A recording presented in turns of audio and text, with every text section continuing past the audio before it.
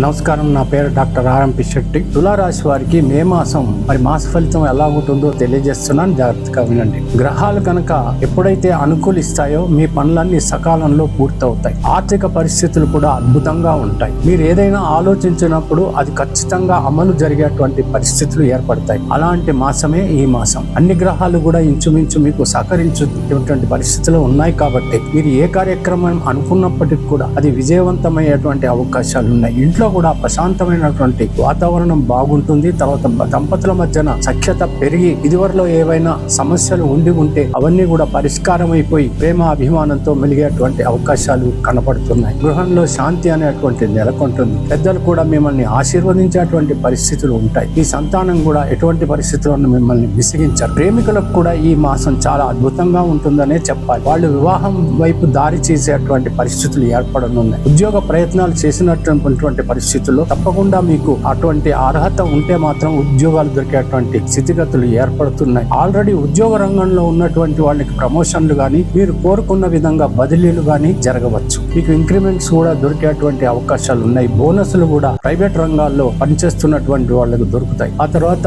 Imports exports రంగం మాత్రం కొంచెం కుదేలుగా ఉంటుంది. రియల్ ఎస్టేట్ కూడా అంత బాగోలేనటువంటి పరిస్థితులు. రాజకీయ రంగంలో ఉన్నటువంటి వాళ్ళకు కూడా పేరు ప్రతిష్టలతో పాటు తప్పకుండా వాళ్ళకి పదవులు కూడా లభించేటువంటి అవకాశాలు ఉన్నాయి. కాకపోతే ధర్మరీతిన వాళ్ళు ప్రవర్తించాలి. ఇకపోతే విదేశాలకు వెళ్ళాలి అనుకుంటున్నటువంటి వాళ్ళు మీకు అర్హత ఉన్నప్పటికీ కూడా వాతావరణాన్ని ఒక్కసారి గమనించి ప్రయత్నాలు చేయగలరు. వివాహం కానటువంటి వాళ్ళు ఎవరైతే ఉన్నారో వెంటనే మీ ప్రయత్నాలు ప్రారంభించండి. మీకు కావలసినటువంటి సంబంధాలు దొరకటం, వివాహాలు కూడా జరిగిపోవటం అకస్మాత్తుగా జరిగిపోతుంది.